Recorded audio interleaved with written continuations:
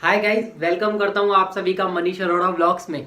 बड़ों को नमस्कार, छोटों को मेरा हाय। आज के व्लॉग की शुरुआत बहुत लेट हो रही है। मेरे पास ना एक्चुअली मैंने अभी अभी असेंचर से रिज़ाइन किया, तो मेरे पास मेरे बहुत सारे फ्रेंड्स ने, बहुत सारे नॉन पर्सनल्स ने मुझे मैसेज किया व्हाट्सएप, इंस्टाग्राम, हर जगह, एंड मेरे से रीजंस पूछा कि क्यों मैंने एमएनसी छोड़ी। मतलब एसेंचर आई थिंक सबकी ड्रीम कंपनी है। मैं अब स्टार्ट करता हूँ अपनी जर्नी की मैंने एसेंचर कैसे ज्वाइन किया और क्यों, किस रीजंस की वजह से मैंने उसे छोड़ा। मेरे ब्लॉग पे अगर सभी आप सब नए आए हैं तो प्लीज़ टैप कर लेना। देखो नीचे एक सब्सक्राइब का बटन आ रहा है, सब्सक्राइब करो उसे। पहले सब्सक्राइब करो, फिर आप करते नहीं हो, भूल जाते हो। पहले सब्सक्राइब करो, साथ में बेल आइकन भी प्रेस करो। हाँ, गुड। गाइज, ये समय है समथिंग 2019 अप्रैल मई जून के आसपास का समय। हमने अपनी कॉलेज की डिग्रियां कंप्लीट करी थी। मैंने अपने घर के नियर बाय ही कॉलेज था, मैंने वहीं से ग्रेजुएशन कंप्लीट करी थी। ग्रेजुएशन कंप्लीट करने के बाद मेरे सभी फ्रेंड्स ने, जो कॉलेज के अंदर प्लेसमेंट सर्विस वाले आते हैं, उनके थ्रू वो सब प्लेस्ड हो गए। बट मेरा मन नहीं था, कि मैं सोच रहा था मैं शायद कोई और बेटर कंपनी में जाना चाहता हूँ। इसलिए मेरा मन नहीं था कि मैं कॉलेज की तरफ से प्लेस्ड हूँ, क्योंकि मेरा कॉलेज कुछ ज़्यादा बड़ा कॉलेज नहीं था। तो वो छोटी मोटी प्लेसमेंट कंपनीज ही आती थी, प्राइवेट कंपनीज आती थी, जो हमारे कॉलेज से कुछ कैंडिडेट पिक करके ले जाती थी। तो मेरे बहुत सारे फ्रेंड्स कोटक में गए, कोई छोटी मोटी प्राइवेट कंपनीज में गया, बट मेरा वहाँ पे मन नहीं था। तो मैंने वहाँ पे इंटरव्यू कभी नहीं दिया कॉलेज के प्लेसमेंट में। हाँ, बट जैसे ही मेरी कॉलेज की मेरे पास डिग्री आ गई, तो मैंने उसके बाद जॉब ढूंढना स्टार्ट कर दिया। और गाइज, आप बिलीव नहीं करोगे, मैंने अपनी फर्स्ट जॉब करी थी सीए फर्म में। मुझे मात्र 2,000 रुपये मिलते थे, बस 2,000। सिर्फ मैं 2,000 रुपये में गुजारा करता था अपना। मतलब वहाँ पे मुझे बहुत कुछ सीखने को मिला, बट लिटरली उन्होंने मुझे आंखों से खोल के दिखाया कि कैसे काम करते हैं। उन्होंने बहुत कुछ सिखाया मुझे। मैंने सीए फर्म में ज्वाइन किया था सितंबर को, और सितंबर के स्टार्टिंग में मैंने ज्वाइन किया था और अक्टूबर के एंड तक छोड़ दिया था। यानी मैंने सिर्फ 2 मंथ ही वहाँ पे काम किया था सीए फर्म में। देन उसके बाद ना दिसंबर में मैं गुड़गांव निकल गया, डेली जाता था। डेली गुड़गांव जाता था, कभी किसी एमएनसी कंपनी में जाके बैठ जाता था, कभी किसी के एमएनसी कंपनीज में, क्योंकि इंटरव्यू डेली चल रहे थे। तो ऐसे ही मेरे पास अचानक से कॉल आया कि असेंचर में कल आपका इंटरव्यू है। तो I am very happy and super excited कि एसेंचर एसेंचर में मेरा इंटरव्यू है। तो भाई मतलब मैं बहुत हैप्पी था लिटरली। तो एक्साइटमेंट में ना मैंने टाइम ही भूल गया कि मुझे 11 बजे वहाँ पहुँचना है। 11 बजे मैं घर से निकल रहा था एसेंचर का इंटरव्यू देने। जब मैं वहाँ पे ऑफिस में पहुँचा ना, तो एचआर ने मुझे डिनाइट कर दिया, कहा कि आप बहुत लेट हैं, आप नेक्स्ट टाइम ट्राई करना। तो मतलब लिटरली दिल टूट गया मेरा वहाँ। तो वहाँ मतलब बहुत बहुत बुरा लगा था मुझे। बट मैंने ना उनको मनाया, थोड़ा सा रिक्वेस्ट करी, तो वो मान गए। तो उन्होंने मेरा इंटरव्यू स्टार्ट कर दिया। और जब मैं इंटरव्यू देने पहुंचा था, तो वहाँ पे कुछ लोगों का सिर्फ फर्स्ट राउंड हुआ था।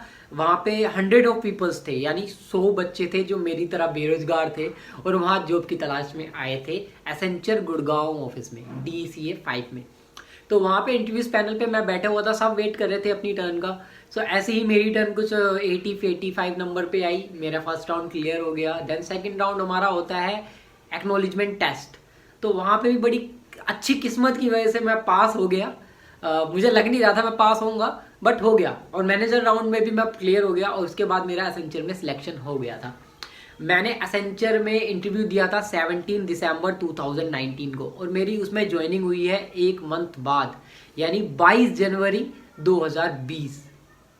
मान रहे हो गाइस, 1 महीना मुझे लग रहा था कि शायद मेरा इंटरव्यू हुआ है, नहीं हुआ है, सिलेक्शन हुआ है, नहीं हुआ है। मतलब मैं बहुत सारे डाउट्स में था, क्योंकि यार आपके पास क्लियरिटी नहीं है कि आप सिलेक्टेड हुए नहीं हुए, तो आपको डाउट रहता है जब तक आप कंपनी में घुस नहीं जाते या ज्वाइन नहीं हो जाते।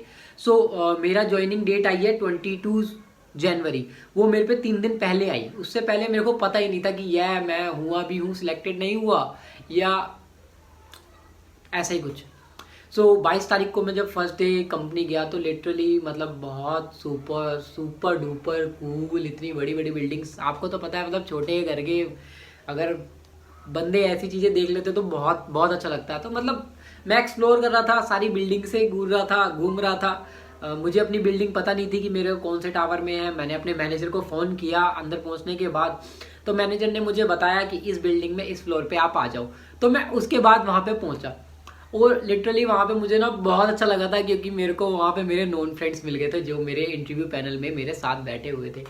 मतलब 100 में से हमको 4 बंदे सिलेक्ट हुए थे उस दिन। जो इंटरव्यू पैनल में 100 बच्चे थे तो 100 में से 4 हुए थे, तो I am the luckiest one in a 4। मतलब तो अब उन 4 इतने सारे क्राउड्स में से हम 4 बंदे एक टीम में थे। ये बहुत अच्छी बात थी। मैं जब ऑफिस पहुंचा तो मेरे जो दोनों फ्रेंड्स थे उनका सिलेक्शन और ज्वाइनिंग मेरे से पहले हो चुकी थी। तो मतलब कोई मेरे से 2 दिन पहले आया था, कोई 10 दिन पहले आया था। सो अपनी उन सब नए थे तो बॉन्डिंग अच्छी बन गई उनके साथ। मेरा ना बहुत अच्छा एक्सपोजर था कि मैं एसेंचर जैसी कंपनी में काम कर पाया, और मुझे वहाँ से इतना सब कुछ सीखने को मिला कि आज मैं आपके सामने सब कुछ बता पा रहा हूँ। ये सारी हिम्मत और ये सारे गट्स मुझे वहाँ पे काम करने से मिले हैं। कुछ अपने एटीट्यूड वहाँ पे डेवलप हुआ, वहाँ का एनवायरनमेंट जैसा था, मतलब बहुत अच्छा एक्सपोजर मिला मुझे वहाँ से। बेसिक और मोस्ट इम्पॉर्टेंट रीज़न मेरा यही था वहाँ को कंपनी को रिज़ाइन करने का, क्योंकि मैं वहाँ पे थर्ड पार्टी पे काम करता था। और थर्ड पार्टी क्या होती है, मतलब मैं हूँ किसी और कंपनी का बंदा लेकिन काम असेंचर में कर रहा था। मतलब मैं कॉन्ट्रैक्चुअल बेस पे असेंचर में थर्ड पार्टी पे काम कर रहा था। सो इसलिए मैंने वहाँ पे से रिज़ाइन किया, क्योंकि पेरोल के वैसे तो मेरे पास सारे बेनिफिट्स हमें मिलते थे, वर्क फ्रॉम होम के बाद कैब सर्विस ये सब कुछ हमें मिलता था, बट फिर भी पेरोल पेरोल होता है। सो उसके बहुत अनदर बेनिफिट्स भी होते हैं जो शायद वो कॉन्ट्रैक्टर्स को नहीं मिल रहे थे। सो बेसिक रीज़न ये था मैंने असेंचर को छोड़ा। मतलब मेरी टीम बहुत अच्छी थी, मेरे सारे कैंडिडेट्स, मेरे सारे फ्रेंड्स बहुत अच्छे थे। मेरे को उन्होंने बहुत कुछ सिखाया, कुछ लोगों को मैंने भी सिखाया, क्योंकि 2 साल हो गए थे मैं वहाँ पे, मैं भी सीनियर हो गया था आखिर। तो मेरे जो न्यू ईयर फ्रेशर्स आते थे उनको भी मैंने बहुत सारी ट्रेनिंग्स दी है, बहुत सारा एक्सपोजर लिया है, अपने मैनेजर से सीखा है, अपनी टीम से सीखा है, अपने क्लोज फ्रेंड से सीखा है। तो उसके बाद ना we are searching their jobs in other company, in other MNCs. So फिर मतलब मैंने 2 साल हो गए तो मैंने कहा यार अब प्लान कर लिया जाए कि अब कहीं ऑन रोल जॉब देख लें, क्योंकि लाइफ भी सिक्योर करनी होती है। बिकॉज कॉन्ट्रैक्टर्स का कुछ भरोसा नहीं है कि कब आपकी रिक्वायरमेंट ख़त्म, कब आपको जॉब से बोलेंगे bye bye and take care. So guys इसीलिए मैंने प्लान किया कि अब मेरे को जॉब स्विच कर लेनी चाहिए, कोई ऑन रोल जॉब कर लेनी चाहिए। सो मैं उसके लिए मैंने रिज़ाइन कर दिया कंपनी से।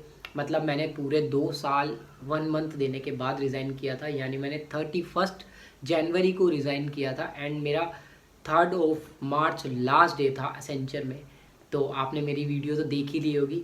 मैं लैपटॉप रिटर्न करने गया था उस दिन, 1-2 दिन पहले गया था मैं, तो वो वाली दिन की मैंने वीडियो डाली थी। मतलब मुझे बहुत अच्छा लग रहा था उस दिन ऑफिस को देखना, क्योंकि लास्ट टाइम देख रहा था। सो मैंने पूरी बिल्डिंग घूमी, सारी चीज़ें आपको दिखाई भी हैं।